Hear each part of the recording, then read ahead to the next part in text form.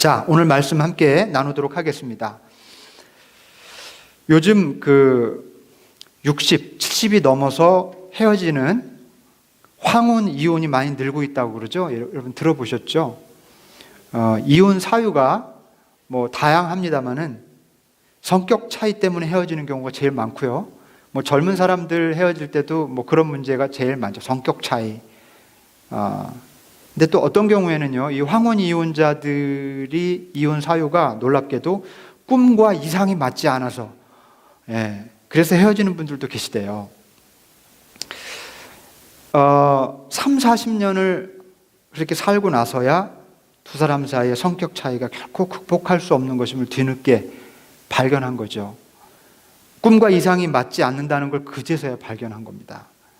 이게 사실 웃어야 될지 울어야 될지 모를 그런 현실이지만, 근데 사실 한편으로는 이해가 되는 측면도 있어요.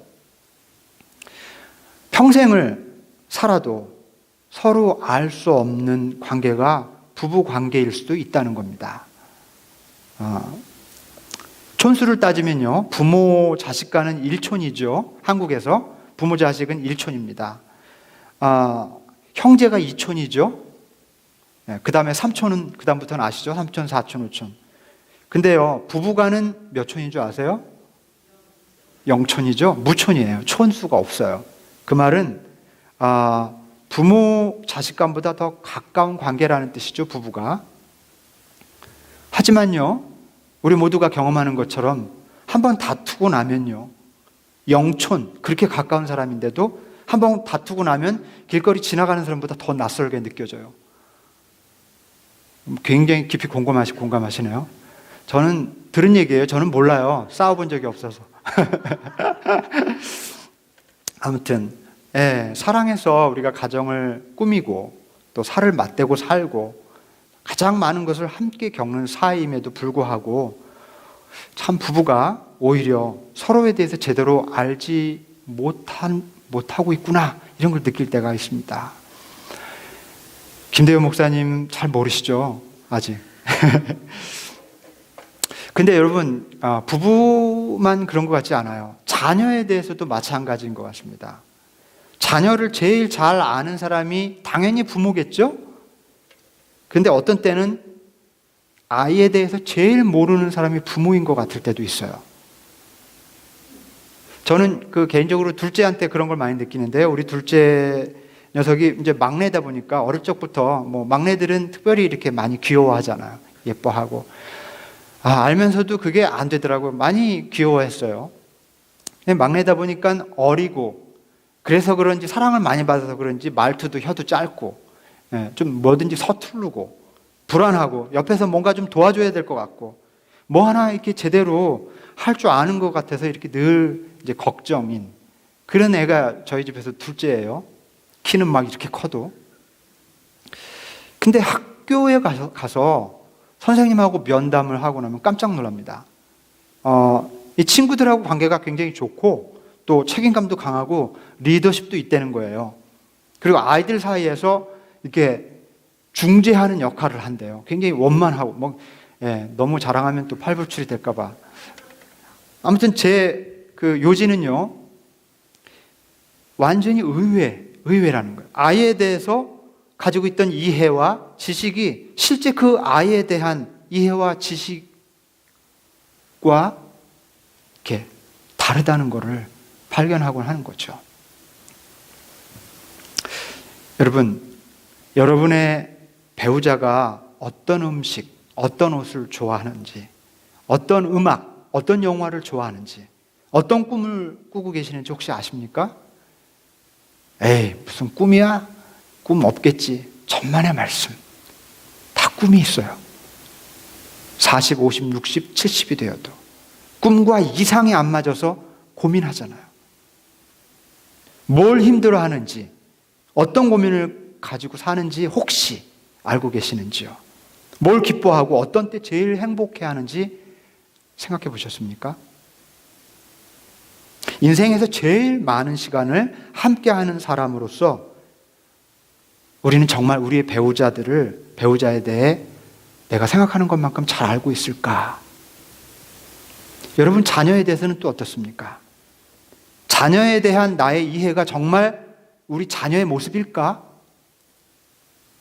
때로는 게을러 보이고 상냥하지 않고 좀 피키하고, 특히 막 사춘기 아이들 그렇잖아요. 무책임해 보이는 그런 자녀의 모습, 그 뒤에 감추어진 진짜 우리 자녀들의 모습에 대해서 좀 알고 계십니까? 알아도 어쩌면 피상적일지도 모릅니다. 자, 여러분, 이와 비슷한 일이 오늘 본문에 소개되어 있습니다. 예수님께서 오랜만에 고향을 가셨어요. 아마 나사렛에서 가버나움으로 이사 오셨다가 가버나움 지역에서 사역을 왕성하게 하시고, 우리 말씀의 이 흐름을 따라가면 배를 타고 건너편 거라사 지방으로 가셨다가 다시 배를 타고 돌아오셨어요. 그랬다가 고향으로 올라가셨습니다. 어디겠습니까? 나사렛이었을 것입니다. 자, 그런데 이 고향이 어디겠습니까? 고향은 어떤 곳입니까? 어릴 적부터 예수님에 대해서 보고 듣고 겪으면서 함께 자라온 친구들, 멀고 가까운 친척들, 한마디로 예수님에 대해서 너무 잘 안다고 자부하는 사람들이 모여 사는 곳이 고향입니다. 자, 고향에 오랜만에 왔고요. 안식일이 되었습니다. 예수님이 그 고향에 있는 안식일에 회당에 가셔서 말씀을 전하셨어요. 그때 거기 모인 소위 예수님에 대해서 잘 안다는 사람들, 예수에 대해 잘 안다는 사람들이 보인 반응이 두 가지였습니다. 하나는 깜짝 놀랐던 것이죠. 깜짝 놀랐어요. 아니, 저 마리아의 아들 예수가 어디서 저런 걸 배웠지? 어디서 저런 지혜를 얻었지? 어떻게 저 손으로 기적을 일으켰지? 이미 소문도 들었겠죠? 너무 잘 아는 사람이기 때문에 지금 회당에서 권위 있게 말씀을 전하는 사람이 낯설게 느껴진 거예요. 저 아무개 김예수 아니야? 이예수, 최예수 아니야?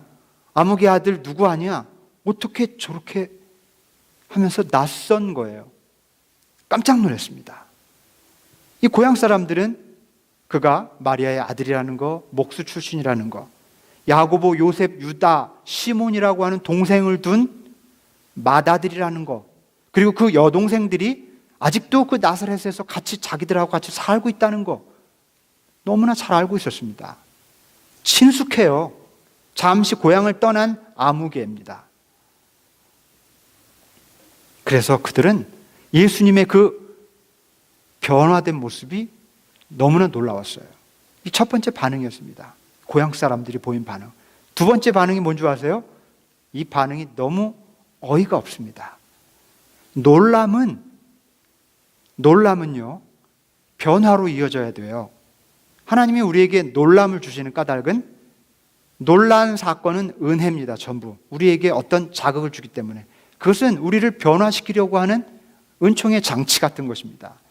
근데 놀랐는데 두 번째 반응은 주님을 멀리했어요.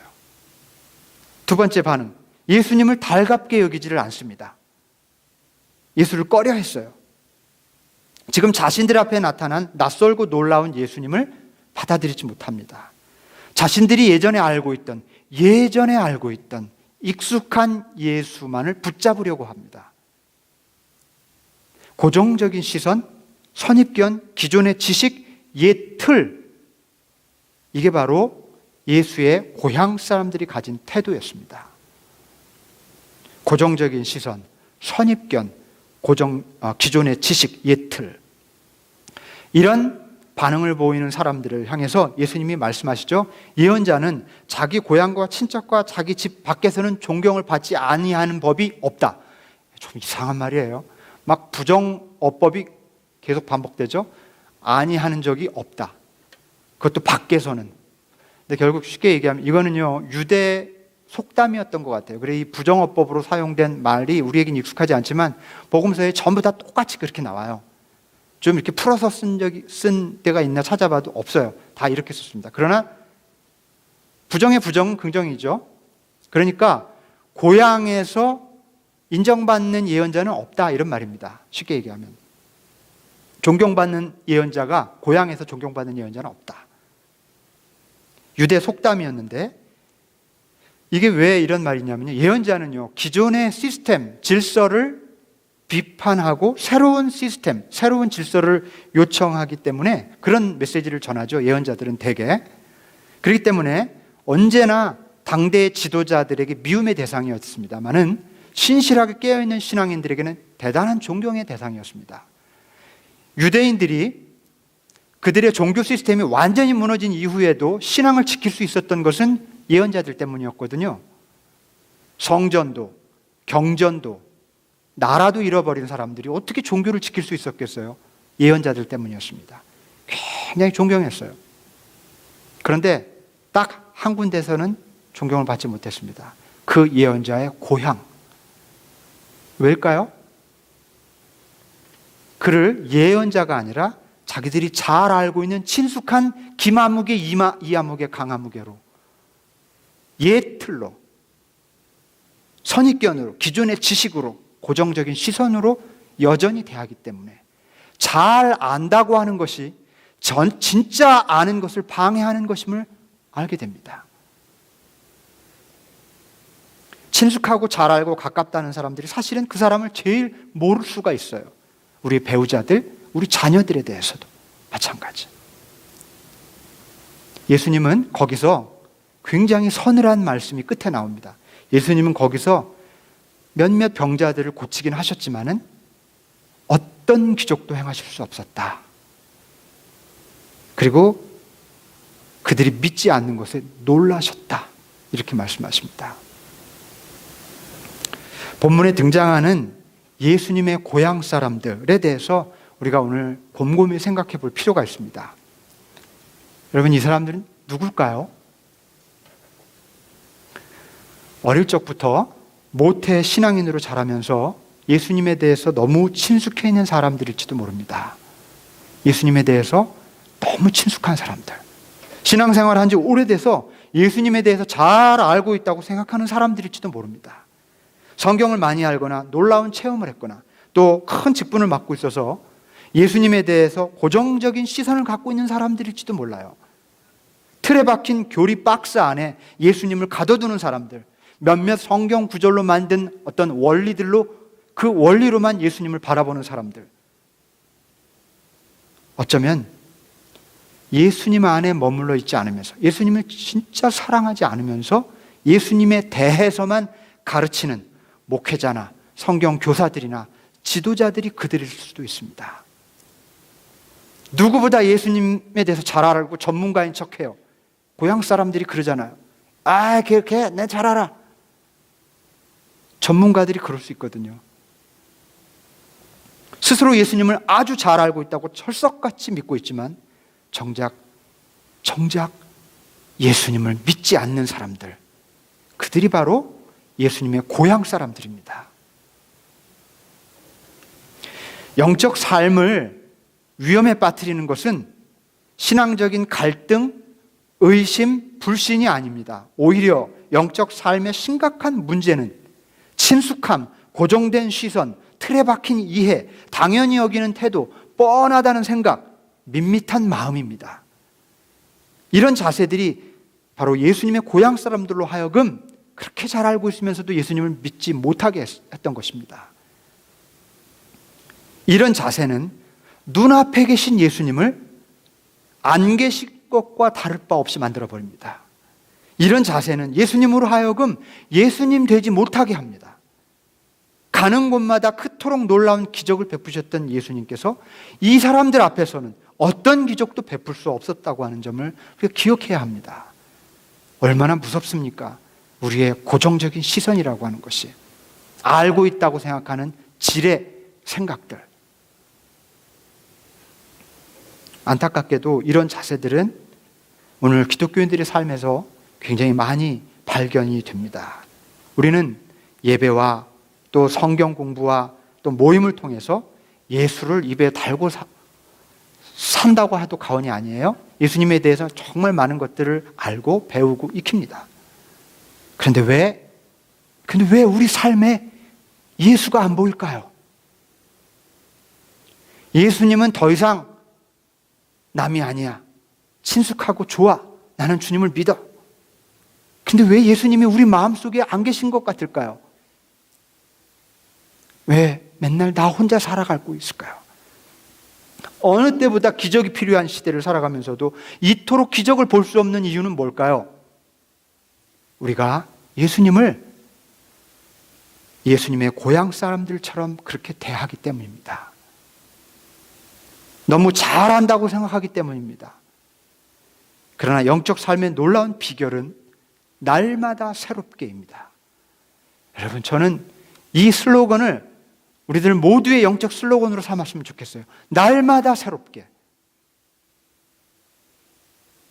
익숙하고 고정된 시선을 내려놓고 처음처럼 주님을 바라보는 겁니다.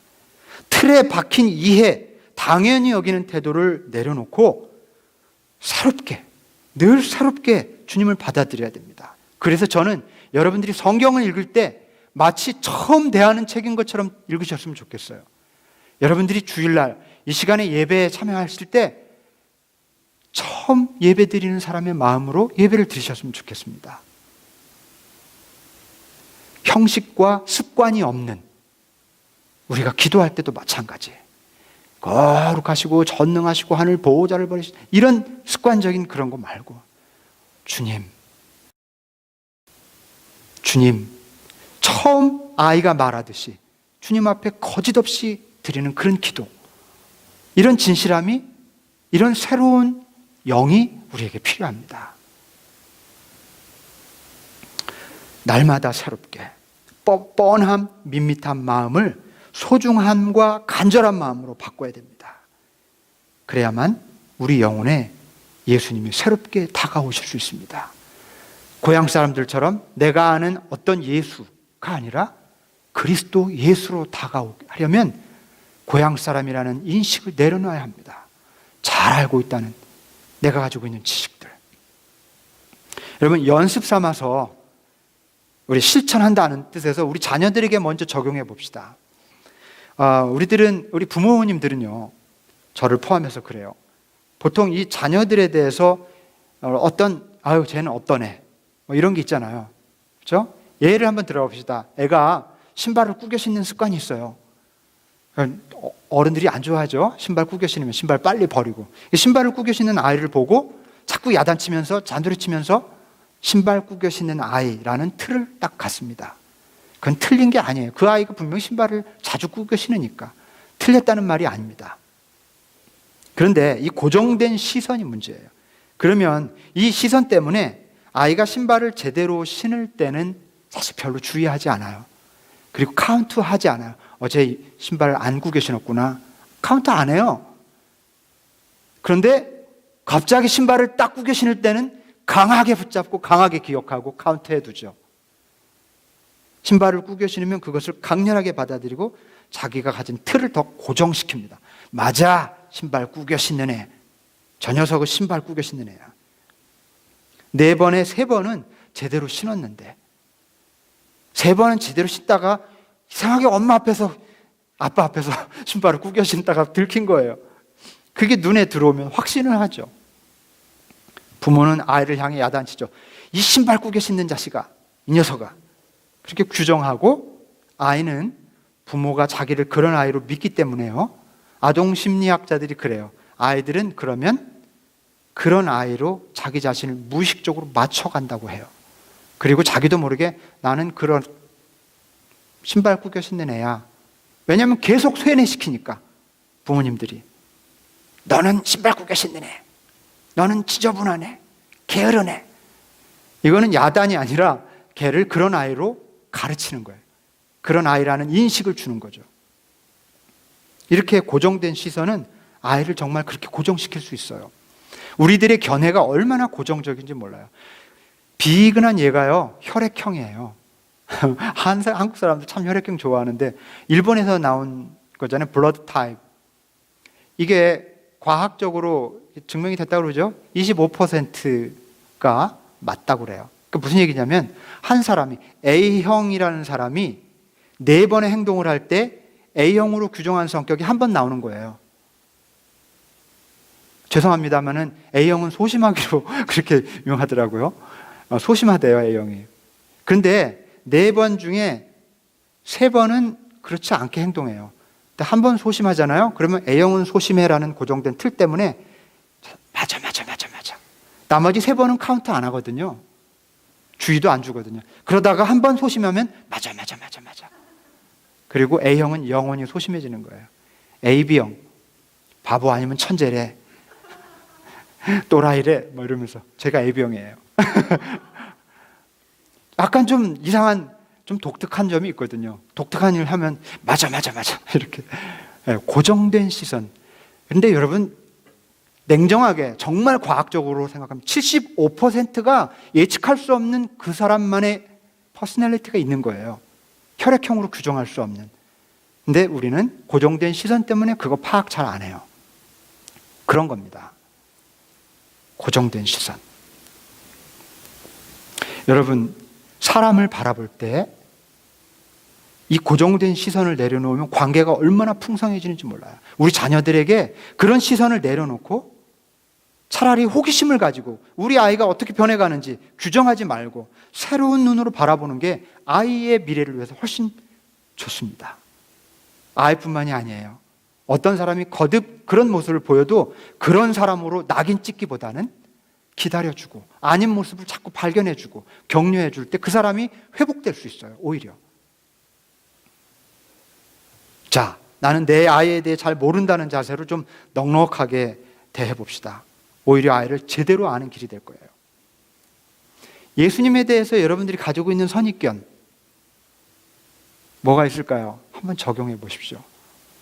그거 예수님에 대해 알고 있는 여러분 지식 붙들고 있으면 예수님은 그것밖에 못 누려요. 그거 내려놓으면 그 외에 더 무궁무진한 예수님을 경험할 수 있다는 겁니다. 그래서 우리가 가진 지식이 쓸모없어서가 아니라 겸손하게 내려놓고 열어놓을 필요가 있다는 거예요. 우리 배우자에게도 한번 적용해 봅시다. 배우자에 대해서 누구보다 잘 안다고 생각할지 모르지만 그것도 허상일 수가 있는 거죠. 안다고 믿으면 알지 못하는 배우자의 매력을 영원히 놓쳐버려요. 뭐 예를 들면 우리 와이프는 애교는 없지만 한결같은 그런 데가 있어. 그렇게 이제 생각을 할 수가 있잖아요. 애교 없는 아내라는 고정된 시선으로 대하면 한결같은 아내는 못 누려요. 아유, 우리 와이프는 왜 이렇게 애교가 없어? 이러면 꾸준하고 변함없는 그 아내의 아름다움을 놓쳐버려요. 당연하죠? 대범하지 못하지만 꼼꼼한 남편이 있다고 합시다. 마찬가지. 남자가 대범하지 못해. 그러면서 드라마 속에 상남자만 좋아하는 거예요. 대범한 남자. 그러면 꼼꼼하고 섬세한 남편 잃어버려요. 못 누려요. 제 경험이라고 생각하시면 안 됩니다, 여러분. 그냥 객관적인 얘기를 드릴 뿐입니다. 자녀를 대하는 자세와 마찬가지로 고정된 시선은 그 틀 안으로 상대방을 묶어버립니다. 그러면 아무리 성인이어도 자기다움을 감추게 되고 잃어버리게 돼요. 그럼 나도 그걸 못 누리는 거죠. 한번 새로운 시선으로 한번 배우자를 바라봅시다. 야, 한결같은데? 와, 꼼꼼한데? 멋져? 이렇게 그 사람이 가지고 있는 거를 오히려 멋있게. 야, 이런 매력이 있어? 왠지 낯선 남자의 향기가, 새로운 여인의 향기가, 이러면서.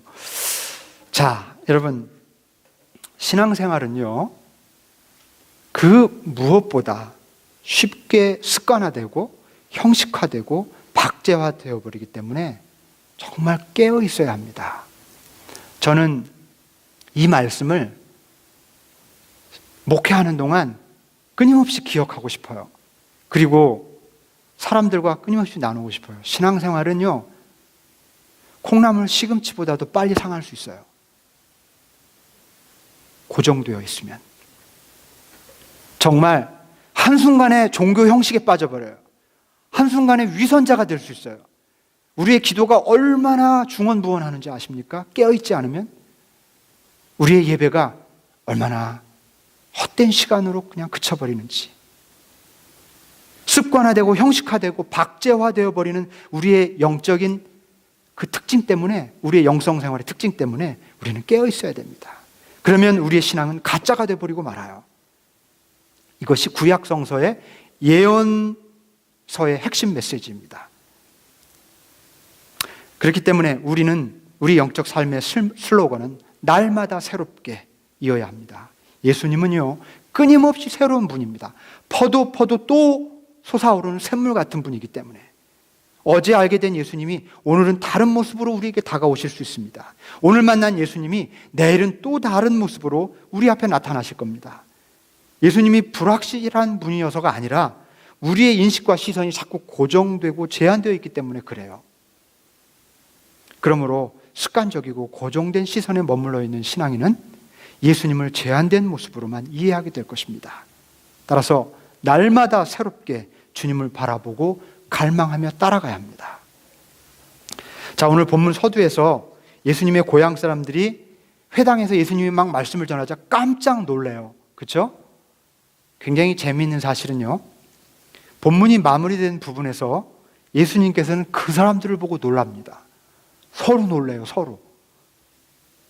고향 사람들은 예수님을 보고 놀라고 예수님은 그들의 모습을 보고 놀랍니다. 아까도 말씀드렸지만 보통 놀람의 경험, 이 놀람의 경험이라고 하는 것은 믿음으로 이어지기 마련입니다. 그런데 고향 사람들은 놀라면서도 믿지 않았습니다. 예수님은 그들이 놀라면서도 믿지 않는 것을 보고 놀라셨습니다. 놀람의 경험을 은혜라고 합시다. 은혜 경험을 하면서도 믿지 않는 것을 보고 놀라시는 거예요, 예수님이. 여러분, 성경에서 예수님이 놀라셨다는 대목을 보신 적 있으세요? 오늘 본문 외에는 제가 알기로는 없어요. 예수님이 놀라셨다라고 하는 유일한 대목입니다. 근데 예수님이 놀라는 스타일이십니까? 놀라는 스타일이 아니세요. 근데 여기서 이례적으로 예수님이 깜짝 놀라세요. 그렇다면 이거 보통 일이 아니라는 걸 알 수가 있어요. 예수님이 오죽했으면 놀라셨을까? 도대체 무엇 때문에 이렇게 놀라셨을까? 놀람의 경험, 은혜의 경험이 있음에도 불구하고 진짜 주님을 믿지 않았음을 놀라워하셨습니다. 서늘하지 않습니까? 우리 그동안 얼마나 많은 은혜를 경험했습니까? 얼마나 이런저런 일로 놀람을 경험했습니까? 그런데 정말 내가 아직도 예수님을 제대로 믿고 있지 않은 건 아닌지, 어릴 적부터 예수님을 가장 잘 안다는 사람들이 믿지 않았다고 하는 것, 이것이 예수님을 놀라게 했습니다. 여러분, 지금까지 신앙생활을 하면서 놀라운 은혜를 경험했다면 그것이 믿음으로 이어졌는지를 살펴볼 일입니다. 놀라운 은혜를 경험하면서도 그렇지 못했다면 주님은 오늘 우리의 모습을 보시고도 또 놀라실 겁니다. 예수님을 오래전부터 친숙하게 잘 알고 있다고 자부하면서도 믿음과 영적 삶에